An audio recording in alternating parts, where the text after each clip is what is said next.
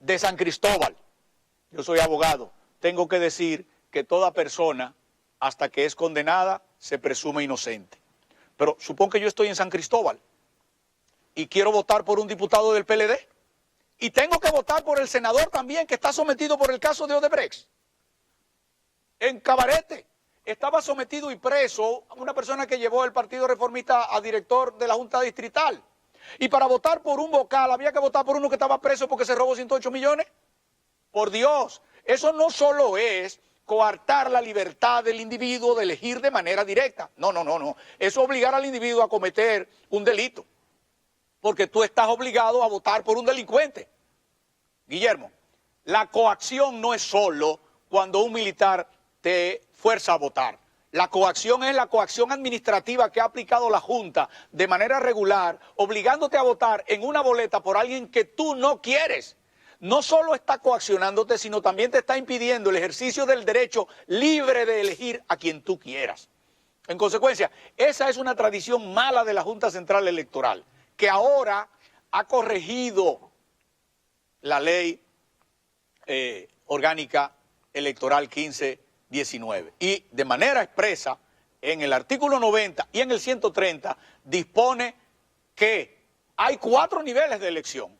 El nivel de elección de presidente y vicepresidente, que no se puede dividir. Hay jurisprudencias de la Suprema Corte de cuando el caso del presidente Balaguer, Lora, presidente Balaguer, Fernando Álvarez Bogar, que se inscribió a Balaguer en 2 partidos con 2 vicepresidentes distintos. Bueno, la jurisprudencia que hay en el país es que la candidatura presidencial es indivisible, porque es el individuo o la mujer, en el caso de la presidencia, que suceden al presidente. Entonces, esa es una sola boleta. Pero es una sola boleta también, debe ser una sola boleta también la del senador. El ciudadano tiene derecho a votar por el senador que quiere y por el diputado que quiere.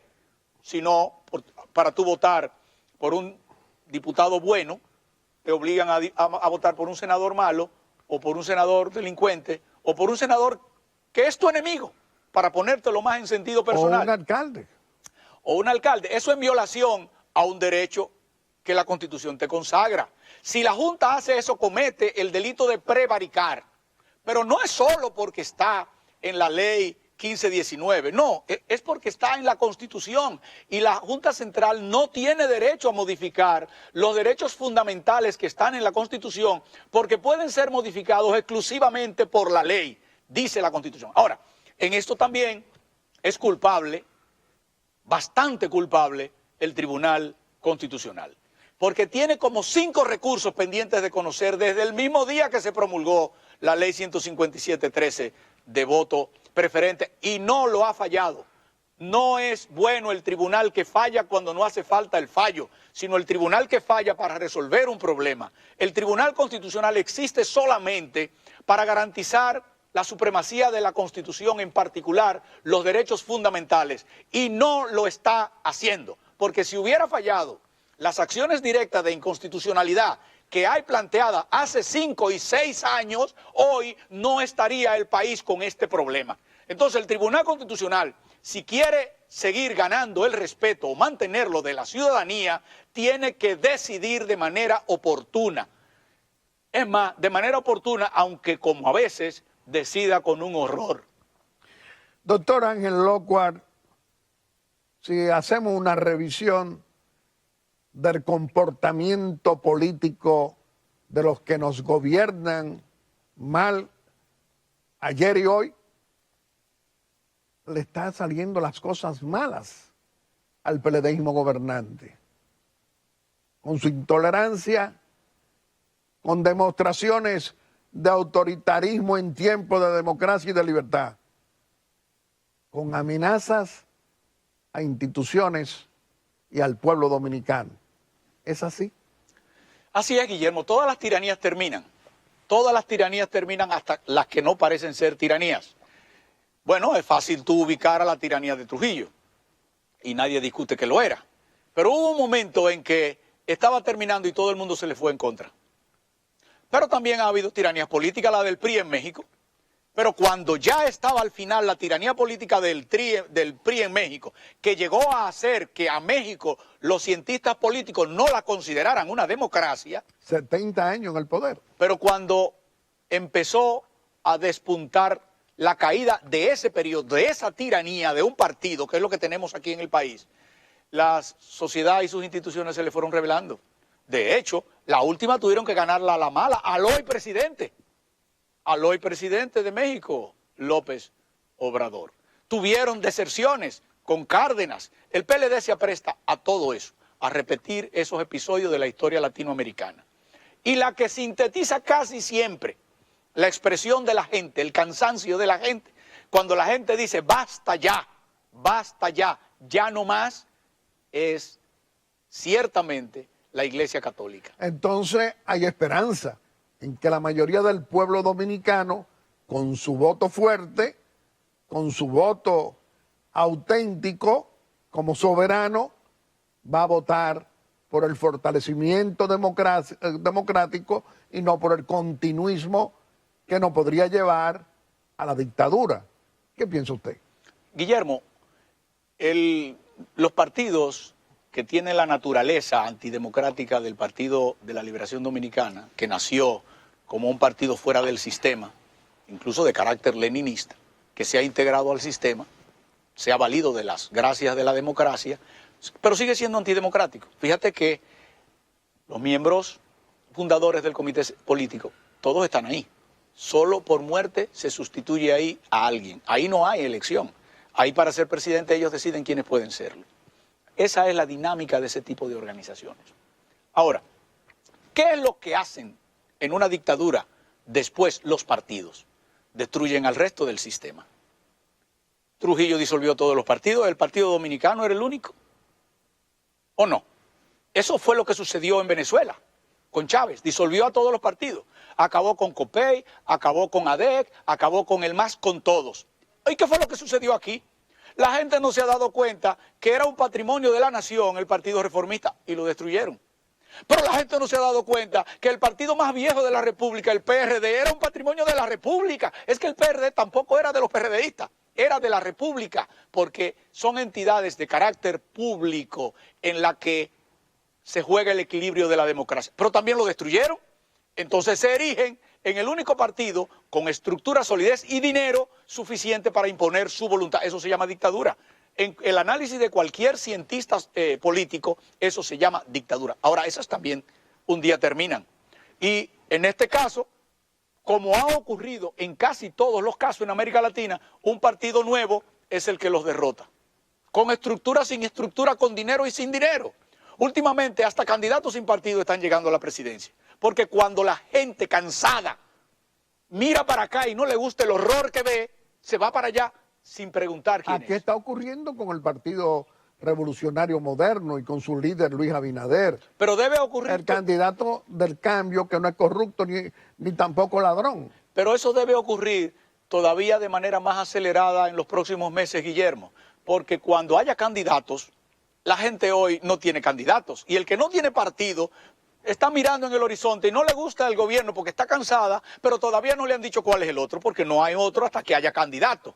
En consecuencia, yo supongo, los análisis que yo he hecho estudiando un poco la política latinoamericana, que el día que haya candidato en la oposición, el día que el líder de la oposición esté oficializado en un partido y se pueda votar por él, la cosa se, como dicen en el campo, se encarama.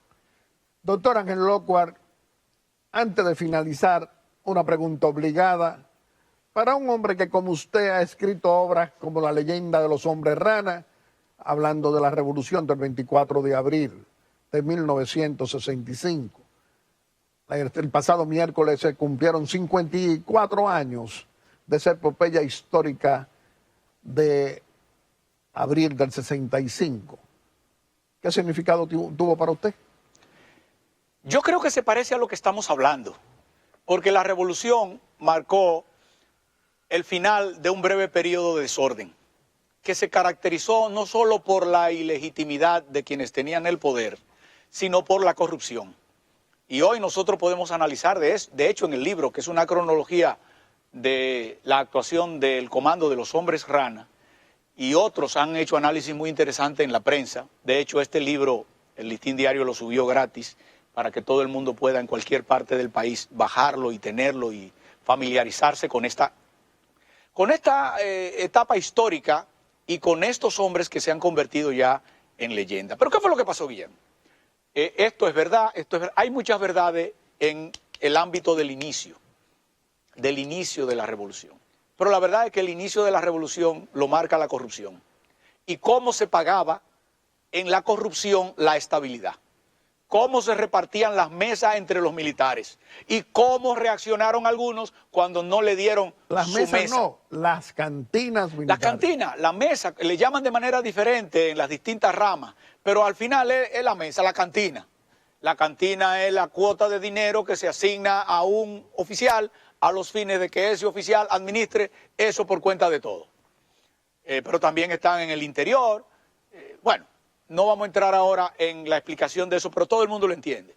La cuota del BOA que se le daba a un jefe militar, que cuando no se le dio a uno, se le dio a otro, y ahí se hizo entre los militares y policías, ahí se empezó a crear la condición para que la actuación del pueblo pudiera ser luego interpretada. Entonces se produjo la revuelta y con la revuelta la intervención, aunque mucha gente cree que la intervención fue posterior a la revuelta, porque se fabricó una carta pidiendo una intervención, hubo algo de la OEA. La verdad es que la intervención se había ejecutado varios días antes. Ya varios días antes había suficiente personal militar de los Estados Unidos en el país como para garantizar una actuación eficaz. Luego hubo un desembarco grande. ¿Cuál es en este ámbito la grandeza de los hombres rana y de gentes que lucharon ahí? El valor. Hacía falta valor para participar. Entonces es un homenaje. Pero hubo una división en las Fuerzas Armadas donde dos grupos, los que se quedaron como leales a sus instituciones y los que defendieron precisamente la revuelta que produjo la revolución. Pero hoy la gente, a los que recuerda mejor, es a los que se fueron a defender la constitucionalidad encarnada en el retorno del profesor Juan Bosch. Y no hay calles ni estatuas para los otros, incluso a pesar de haber un héroe nacional del otro lado.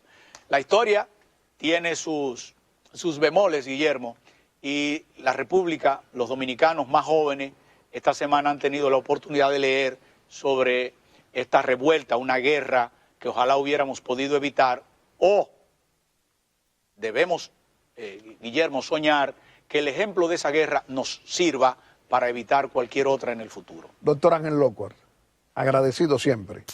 Vamos a permitirle que usted pueda despedirse brevemente haciendo una exhortación aquí en Aeromundo para la familia dominicana. Es difícil despedirse, Guillermo, de tu programa, porque la gente lo sigue viendo durante la semana en la red. Pero en este momento yo le pediría al pueblo que se mantenga vigilante, positivamente vigilante de sus derechos. El Congreso no puede con una ley mayoritaria, mecánica, no puede quitarte tu derecho. La Junta Central Electoral no tiene capacidad reglamentaria para dictar un reglamento que te viole el derecho a tú elegir de manera libre tu senador, tu diputado, tu alcalde y tu regidor. Si la Junta lo hace, prevarica. Y ahí hay por lo menos 3 miembros que están muy claros. En el Senado, en donde se ha dicho que la ley se modificó, esta es la ley, la envió Aristide Victoria Yep, quien dijo que esto se aprobó con 24 votos de 24 senadores. Y esa es la misma que aprobó la Cámara de Diputados. Y en la Cámara de Diputados es en donde se concluye. No hace absolutamente nada, no es su labor, es una cantinflada de la Junta Central Electoral el estar pidiendo que le envíen los documentos de las comisiones que discutieron eso. Porque si esa ley fuera a ser atacada por haber violado el procedimiento constitucional de aprobación de una ley, no es a la Junta que le corresponde, porque ella no es tribunal, es al Tribunal Constitucional. La Junta no puede poner boletas de arrastre sin que sus miembros prevariquen. Y sería un contrasentido, y el pueblo debería ir al Senado y pegarle fuego si el Congreso decide quitarle al derecho del pueblo de elegir de manera directa. Doctor Ángel Lockhart, apreciamos esta conversación ante la familia dominicana. Aquí hacemos frecuente su presencia como buen analista para nosotros y para muchos dominicanos y dominicanas de todos los colores políticos. Continuaremos haciendo frecuente su presencia en Aeromundo para seguir analizando los acontecimientos de la vida política en la República Dominicana. Amigos televidentes, hemos presentado a nuestro primer personaje de la semana. Lo ha sido el doctor Ángel Lockhart, un destacado hombre público que también participa en todo lo que sea para fortalecer la democracia y la libertad en la República Dominicana.